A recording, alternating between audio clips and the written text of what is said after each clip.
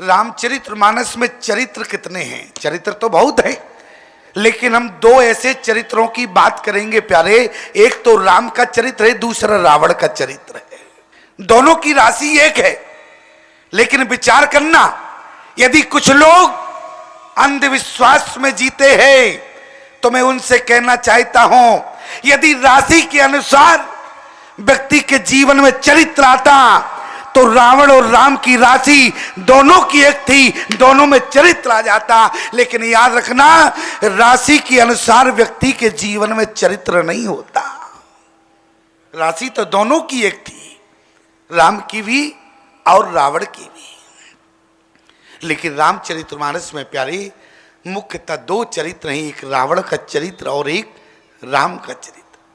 और आज विश्राम का दिवस है। समझना आपको केवल इतना है कि आपको जीवन में राम का चरित्र स्वीकार करना है या फिर रावण के चरित्र को स्वीकार करना है। अच्छा, जीवन में पहचान हमें कैसे हो कि हम राम के चरित्र पर चल रहे हैं या रावण के चरित्र पर? देखो, मैं बार बार कह रहा हूं कि आज विश्राम दिवस है, क्योंकि कहीं कहीं व्यक्ति भूल कर जाते हैं। अच्छा, भूल क्या कर जाते?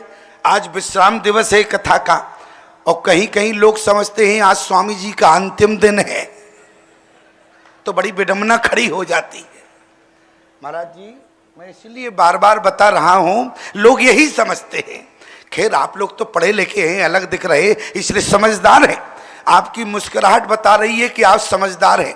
अच्छा, गांव में जाते हैं इतने समझदार नहीं होते हैं। कई लोग तो ऐसे आते हैं, बोले स्वामी जी आज तो आपका अंतिम दिन है। हमने कहा भले आदमी, तुम कौन सी डिग्री पढ़कर आए हो? क्यों भाई? अच्छा, ईमानदारी से बताओ, अंतिम दिन केवल ब्रह्मा के अलावा और कोई बता सकता है क्या? अंतिम दिन की पहचान ब्रह्मा के अलावा और कोई बता सकता है? अच्छा, एक जगह हम कथा करने गए, हम शुगर के पेशेंट हैं, तो शुगर के पेशेंट को टहलना बताया जाता है। कम से कम कितना? 1.5 किलोमीटर तेज रफ्तार से जाओ, तेज आओ, ये डॉक्टर बताते हैं, परामर्श देते हैं। 7 दिन की कथा थी, 5 दिन हो चुके थे, शेष 2 दिन थे, पंडाल पूरा खाली था। हमने कहा क्या कारण है? समिति से पूछा, क्या प्रचार कम किया है कि जो इतनी कम भीड़ है? अरे बोले स्वामी जी प्रचार तो बहुत हुआ। तो हमने कहा प्रचार हुआ, फिर यहाँ पब्लिक क्यों नहीं है, श्रोता क्यों नहीं आ रहा? बोले पता नहीं। तो क्या हुआ? बोले गांव के लोग इतने व्यस्त थे, उन्हें पता ही नहीं था। हम सुबह सुबह टहलने गए, एक व्यक्ति खेत में काम कर रहा था, दौड़ कर आया, हमको भेष में देखा, दौड़ के आके तुरंत प्रणाम किया, हमने आशीर्वाद दिया। हमने कहा क्यों भले आदमी, एक खेती का काम तो होता रहेगा, कम से कम दिन में 2 घंटे कथा के लिए निकाल लिया करो, और 3 से 5 हमारी कथा होती है, तुम तो कथा में दिखाई नहीं देते। अरे बोले स्वामी जी हमें तो पता ही नहीं कि तुम्हारी कथा यहाँ चल रही। हमने कहा तुम्हारे गांव में इतने बड़े बड़े पोस्टर लगे और तुम्हें पता नहीं है? बोले स्वामी जी हमें बिल्कुल पता नहीं है। तो हमने कहा अब पता चल गया भले आदमी, अब आओगे कि नहीं आओगे? अरे बोले स्वामी जी आप कथा करें और हम ना आए, ऐसा हो सकता है? तो हाथ जोड़कर बोला, बोले स्वामी जी आप ये बताओ आपका क्रियाक्रम कितने बजे से शुरू होता है? हमने कहा अगर ऐसे लोग मिल जाएं तो विडंबना हो जाएगी कि नहीं? तो हमने कहा हो सकता हो, मांस की जीव है, एक आध बात त्रुटि हो गई होगी। हमने कहा भैया क्या कहा, जरा दोबारा कहना। बोले स्वामी जी आज आपकी कथा सुनने जरूर आएंगे। हमने कहा जरूर तो आओगे, लेकिन कब आओगे? बोले यही तो आपसे पूछ रहे कि आपका क्रियाक्रम कितने बजे शुरू होता है। हमने कहा तो एक काम करना, तुम अकेले तो हो, 3 और लेते आना, उसी समय हो जाएगा। अच्छा ईमानदारी से बताओ क्रियाक्रम में कितनों की आवश्यकता होती है? 4 की होती है कि नहीं? तो इसलिए मैं केवल इसलिए बार बार बता रहा हूं आज विश्राम दिवस है, कहीं हमारा अंतिम दिन नहीं समझ लेना। इसलिए थोड़ा बात रखना जरूरी होता है कि कहीं त्रुटि ना हो जाए, क्योंकि हमारा काम है समझाना। तो मैं आपसे निवेदन कर रहा था, एक तो चरित्र राम का है और दूसरा चरित्र रावण का है, जरा ध्यान देना। और गोस्वामी जी ने एक बहुत अच्छी बात कही, बोले मानव तन यदि मिला है और मानव तन पाकर यदि हम रावण के चरित्र पर चलें तो हमारे जीवन को धिक्कार है। याद रखना, हमें मानव तन पाकर राम के चरित्र को स्वीकार करना है, तब हमारा जीवन धन्य है। और यदि रावण के चरित्र पर चले तो तुम्हारे जीवन को धिक्कार है। जरा विचार करो, गोस्वामी जी ने मनुष्य तन के लिए क्या कहा? बोले बड़े भाग, बोले बड़े भाग मनुष्य तन पावा, और सुर दुर्लभ सब ग्रंथ गावा। उत्तरकांड की चौपाई है और सब लोगों को याद होगा लगभग, लेकिन जरा विचार करना क्या लिखा? बोले बड़े भाग मनुष्य तन पावा, और सुर दुर्लभ सब ग्रंथ गावा। लेकिन एक जगह गोस्वामी जी ने क्या लिखा? चित जल पावक गगन समीरा, पंच रचित अति अधम शरीरा। दो बातें, एक तो बड़े भाग और दूसरा अधम शरीर कह दिया। अब विचार आपको करना है। देखो, विचार तो करना पड़ेगा क्योंकि यहां सत्संग में बैठे हो। तो विचार क्या करना कि हम कैसे जाने कि हम बड़भागी हैं या हम अधम है। बातें दो हैं, पहचानना आपको है। बोले बड़े भाग मनुष्य तन पावा, और सुर दुर्लभ सब ग्रंथ गावा। दूसरी जगह चित जल पावक गगन समीरा, पंच रचित अति अधम शरीरा। मनुष्य के शरीर को जरा ध्यान देना, एक जगह अधम और दूसरी जगह बड़भागी है। लेकिन वहां शरीर नहीं लिखा है, वहां क्या लिखा? बोले बड़े भाग्य मनुष्य तन पावा, मनुष्य लिखा है। और मनुष्य तन प्यारे बड़े भाग्य से मिलता है। अब जरा विचार करना है कि जीवन में बड़भागी और अधम कौन है। तो यहां राम के चरित्र और रावण के चरित्र को लेना होगा। जिस समय रावण प्यारे तपस्या कर रहा था कुंभकर्ण के साथ, बोले गए निकट तप देख विधाता, मांगो बर प्रसन्न में ताता। तो उसी समय रावण ने क्या कहा? बोले कर बिनती पद गए 10 सीसा, बोले बचन सुनो जगदीसा, हम काहू के मरह न मारे। ब्रह्मा जी ने कहा दिमाग खराब हो गया क्या? बोले जब हम ही अमर नहीं है तो हम तुम्हें अमर बना सकते हैं क्या? क्यों? जैसे जो डिपार्टमेंट हमारे पास ना हो और आप हमसे जबरदस्ती कोशिश करें, जैसे जबरदस्ती आप कहें तो हम कहाँ से आशीर्वाद दे सकते हैं? आज ब्रह्मा जी ने कहा सुनो, हमारे पास अमर करने का डिपार्टमेंट नहीं है। रावण से कहा एक काम करो, वरदान में थोड़ा सा संशोधन कर लो। रावण ने कहा ठीक है, संशोधन करते हैं। तो संशोधन क्या हुआ? बोले हम काहू के अरे मरही न मारे, ओ बानर मनुज जाते दो ही बारे, बानर मनुज मनुष्य कहा। और याद रखना प्यारे, जिस समय रावण ने मनुष्य कहा, लोगों ने कहा रावण से अरे मनुष्य के हाथों मरोगे, मनुष्य सामान होता है। अरे तो बंदरों से हाथों से तुमने अपनी मृत्यु मांगी है। तो रावण ने कहा सुनो, कान खोलकर, बंदर मुझे नहीं मार सकते। क्यों? क्योंकि नर कपि भालू आहार हमारा, इसलिए ना तो हमें नर मार सकता है और ना ही प्यारे बंदर मार सकते हैं। ध्यान से सुनना हमारी बात को। तो कहा तुमने कहा मनुष्य, बोले मनुष्य बनना संसार में बड़ी मुश्किल की बात है। आज की सभा में प्यारे अब विचार करना, मनुष्य किसे कहते हैं? बोले मनुष्य बनना संसार में बड़ी मुश्किल की बात है। लोग गर्व से कहते हैं कि हम मानव तन में है, लेकिन याद रखना प्यारे, रावण ने कहा बोले मानव आकृति से ये रावण मरने वाला नहीं है। बोले मानव आकृति से रावण नहीं, बल्कि मानव की प्रवृत्ति मुझे मार सकती है, केवल आकृति से नहीं। और ध्यान देना प्यारे, बोले मानव की प्रवृत्ति क्या है?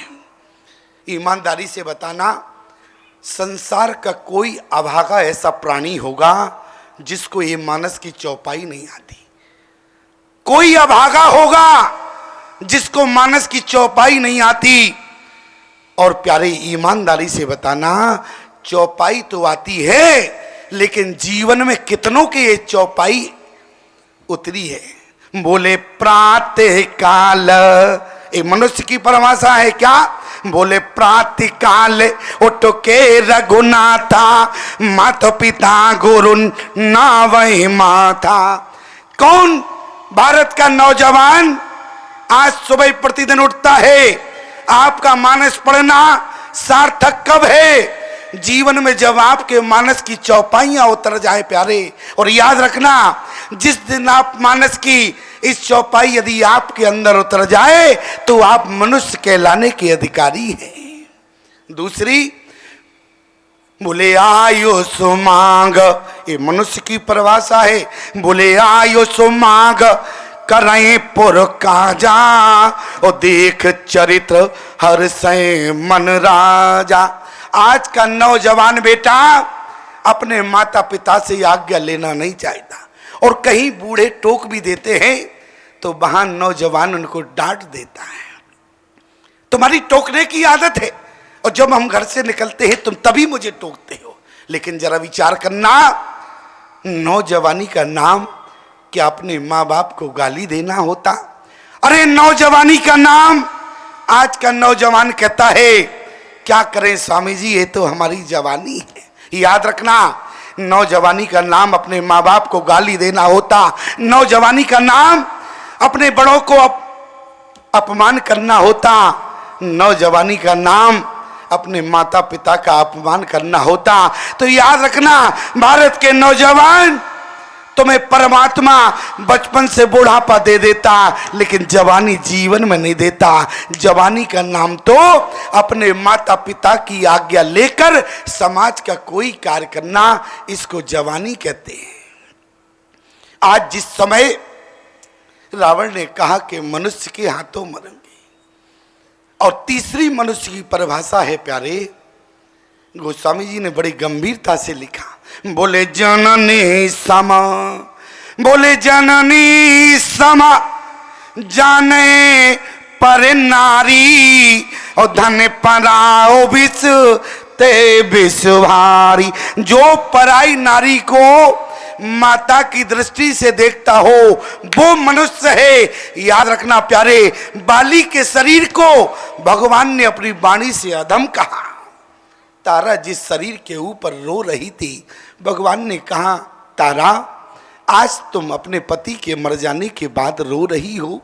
तारा ने कहा कि प्रभु ये हमारा पति था और आज पति हमारा संसार से चला गया, आज जब मैं रो रही हूं तो आप मुझे रोक रहे हैं। भगवान ने क्या कहा? बोले चित जल पावक अरे गगन समीरा, और पंच रचितवती अधम शरीरा। बोले याद रखना प्यारे, एक मनुष्य को एक स्त्री 4 रूपों में मिलती है। एक मनुष्य को स्त्री 4 रूपों में मिलती है। कौन? एक तो मनुष्य को बहन के रूप में स्त्री मिलती है, दूसरा एक माँ के रूप में मिलती है, और एक पत्नी के रूप में मिलती है, और एक बेटी के रूप में मिलती है। एक मनुष्य का स्त्री से 4 प्रकार से संबंध होता है। लेकिन याद रखना, बाली के शरीर को अधम क्यों कहा गया? क्योंकि प्यारे जो चारों स्त्रियों से एक जैसा व्यवहार करता है वो शरीर अधम है, और जो चारों नारियों से अलग अलग व्यवहार करता है वो मनुष्य बड़भागी हुआ करता है। याद रखना, बाली के लिए क्या कहा? बोले छेत जल पावक अरि गगन समीरा, और पंच रचित अधम शरीरा। क्योंकि बाली का अपराध क्या था? क्योंकि अनुज बधु भगनी सुत नारी, 59 कन्या समय चारी। बाली ने प्यारे 4 के साथ एक जैसा बर्ताव किया। कौन? बोले अनुज बधु, भाई की पत्नी सुग्रीव की पत्नी रोमा के साथ छल किया। बोले अनुज बधु भगनी सुत नारी, और सुन 60 कन्या समये चारी। बाली ने चारों के साथ एक जैसा व्यवहार किया, इसलिए बाली के शरीर को अधम कहा। और बड़भागी कौन है? बोले जानने सम जाने पर नारी, और धन पराऊ बिस ते विषुभारी। याद रखना प्यारे, ये राम का चरित्र है। यदि आपके जीवन में ये 3 चौपाइयां यदि उतर गई तो समझ लेना कि आप राम के चरित्र पर है। और यदि आपके अंदर बोले माने मात पिता नहीं देवा, साधुन सन करवा वही सेवा, तो समझ लेना प्यारे हमारे अंदर रावण का चरित्र जो है प्रवेश कर गया। जिस समय भगवान ने बाली का वध किया और आगे समय बीतने के बाद रावण का भी वध हुआ, और जब दोनों प्यारे वध हो गए तो इसके बाद भी भगवान लंका में रो रहे थे। बंदरों ने कहा कि प्रभु अब जिस कार्य के लिए आए वो कार्य हो गया, अब रोने की आवश्यकता नहीं है। तो बंदरों ने कहा प्रभु अब आप रो क्यों रहे हैं? तो उसी समय प्यारे प्रभु ने कहा बोले रहे हो एक दिन शेष बचा है। और याद रखना बानरों, बोले बीते अवधि जाऊं जो तो जियत न पाबो वीर, और सुमरत अनु जो प्रीत प्रभु और पुण्य पुण्य पुलक शरीर। भगवान ने कहा मैंने अपने भरत भाई से वादा किया था अवधि के अंदर यदि मैं अयोध्या नहीं पहुंचा तो मेरा भरत भाई जीवित नहीं रहे। याद रखना प्यारे, आपको हर रिश्ता हर जन्म में हो सकता है, लेकिन प्यारे भाई आपको मिले इस हर जन्म में इसकी कोई गारंटी नहीं है। इसलिए प्यारे भाई भाई से संबंध निर्वाह करना इस जीवन में बहुत ही आवश्यक होता है। भाई भाई के प्रेम को समझना, और जब भाई भाई में प्रेम होता है तो उसी घर में प्यारे राम राज्य होता है।